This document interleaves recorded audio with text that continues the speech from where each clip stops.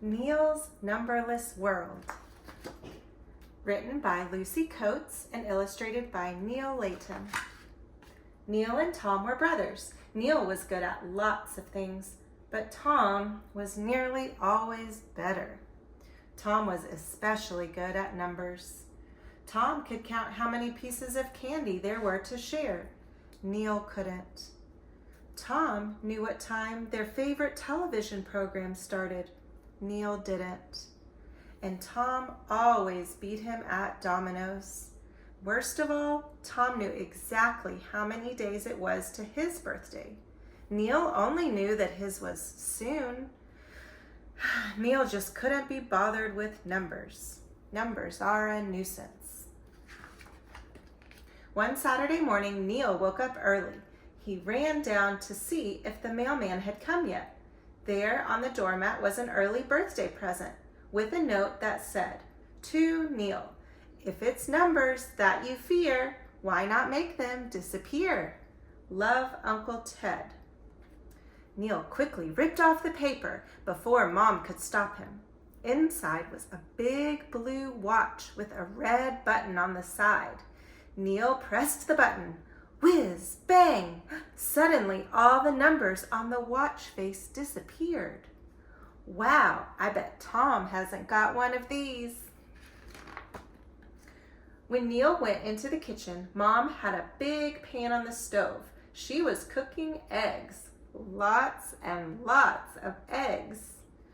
"Oh, Neil," she wailed, "I don't know what's the matter with me. I just can't count anything this morning."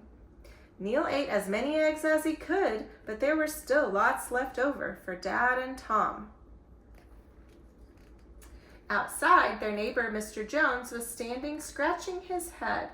He was looking up and down the street as if he didn't know where he was. Neil looked at the houses.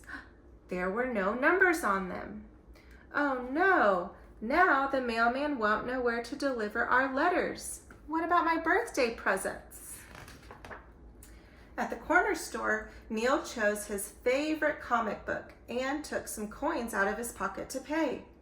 "Oh no, Neil," said Mrs. Mackenzie, the store owner. "These coins are no good. There are no numbers on them. Perhaps you could swap something instead." Neil emptied his pockets. There, among the sticky candy wrappers, was his favorite bouncing ball. He handed it over glumly. Tom teased Neil about his numberless money all the way home. Neil opened the kitchen door and sniffed. He could smell something. "Mom's making my birthday cake," he thought excitedly, but Mom looked worried.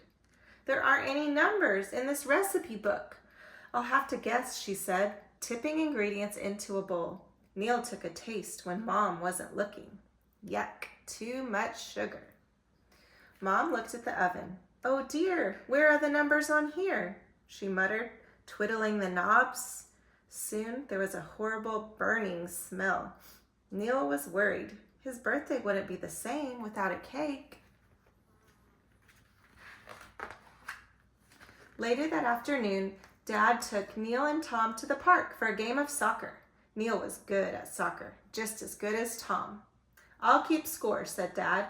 Neil tried really hard. He dodged and passed and kicked the ball and scored a lot of goals, lots more than Tom, he was sure.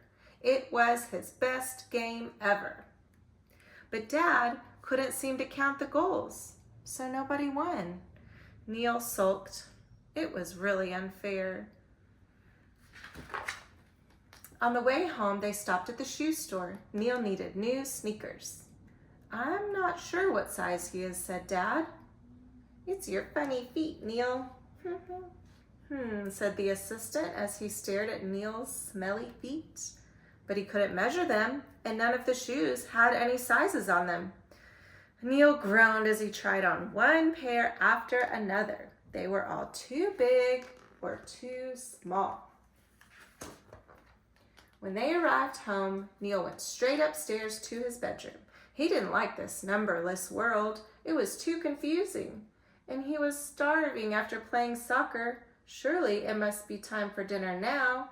He pressed the button on his talking robot alarm clock. Neil sighed. As he started to slowly count out his toy pirates for a battle, he thought about how really useful numbers were.